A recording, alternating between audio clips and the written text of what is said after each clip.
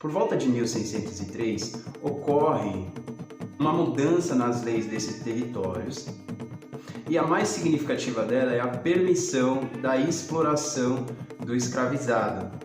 Ou seja, um texto que tinha por nome Ordenações Filipinas autorizava no seu livro 4, que tratava de direito civil, e no seu livro 5, tratava de direito penal, a informação de que os mouros capturados começaria a ser responsabilidade da religião, da Igreja Católica. Bem como a condição da escravidão deixou de ser temporária, ela passa, a partir desse momento, a ser permanente. Ou seja, não havia mais nem a possibilidade da liberdade pela conversão e nem a possibilidade da liberdade pela compra da alforria, que era uma carta que provava que qualquer pessoa de pele escura não era escravizado.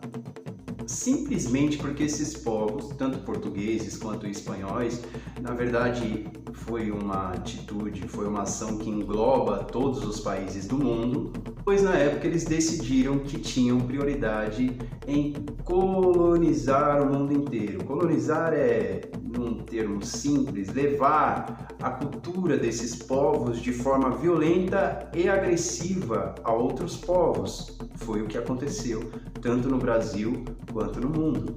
E aqui começa a história do maior crime da humanidade. A visão criminosa dessa ideia de que um preto africano deixava de ser um capturado de guerra, começasse a ser tratado como uma mercadoria, foi tratada nessas mesmas leis. Por exemplo, o título 17, capítulo 4 dessa mesma lei trazia a informação de que qualquer preto africano capturado, sequestrado, seria escravizado e passaria a ter o título de coisa comercializável, reduzindo os nossos irmãos e os nossos ancestrais a um mero bem que podia ser transferido de um proprietário para o outro. E eu aposto que você, estudante de Direito, teve a oportunidade de ter essa profundidade lá nas primeiras aulas de Direito, onde se fala das ordenações manuelinas, as ordenações filipinas, a primeira Constituição do Brasil de 1824, e nós vamos chegar lá.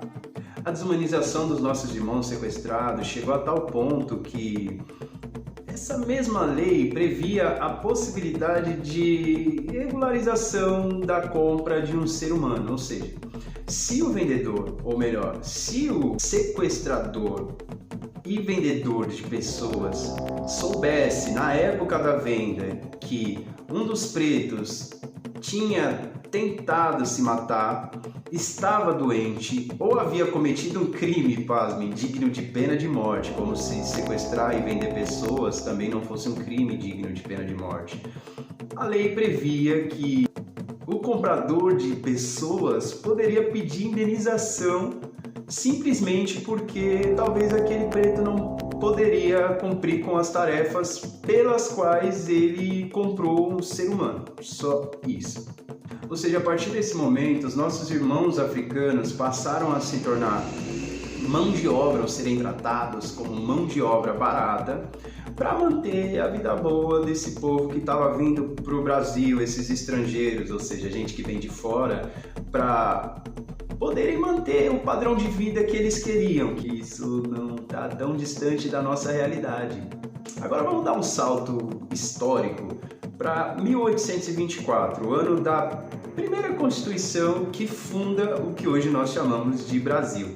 Após essa tal de independência, não teve um rompimento da ideia de sociedade com o modelo atual de se viver, de se desenvolver a vida em comuns direitos, ou seja, em direitos iguais, em condições iguais.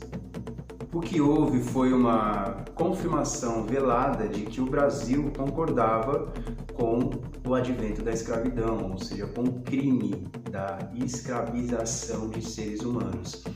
Eu vou ler para vocês o artigo 6º dessa Constituição. Artigo 6º.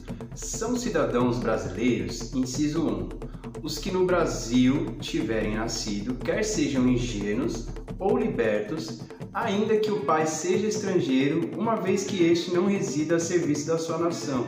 Ou seja, nesse momento cria-se uma divisão na sociedade entre ingênuos e libertos, sendo que os ingênuos eram os brasileiros nascidos aqui e os libertos eram escravizados, nossos irmãos escravizados que haviam comprado a sua própria liberdade, que foi tomada. Mas surge aqui uma ideia e eu preciso que você pense comigo. Se nesse momento a sociedade brasileira, ou melhor, o governo brasileiro da época, admitiu que existiam duas modalidades de ser humano, então ele acabou concordando que existia uma modalidade que não tinha direito nenhum.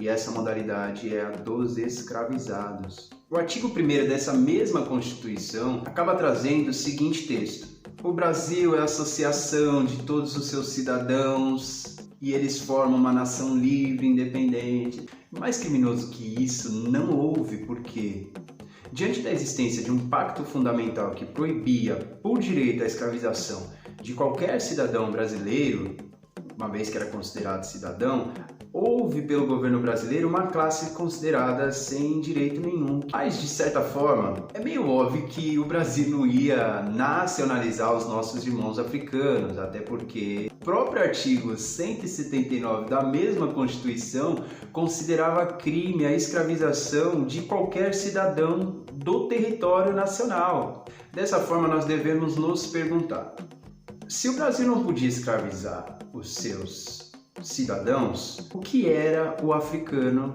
segundo as leis brasileiras? O Brasil estava escravizando estrangeiros? O governo brasileiro, à época, não decidiu deliberadamente incluir o preto africano no rol de pessoas consideradas cidadãs brasileiras, o Brasil estava cometendo um crime gravíssimo, que é o de escravizar estrangeiros. Porque as leis brasileiras nunca tiveram alcance para poder ter esse poder de escravizar pessoas estrangeiras. Dessa forma, nós podemos pensar que se o Brasil estava escravizando estrangeiros africanos, por que o Brasil nunca escravizou estrangeiros orientais? Por que o Brasil nunca escravizou os alemães, os franceses, os espanhóis? Assim, nós só podemos chegar a uma conclusão óbvia, que o maior crime da história da humanidade foi o crime contra a sua humanidade, contra a minha humanidade, contra a humanidade de pessoas que foram escravizadas por termos a pele escura.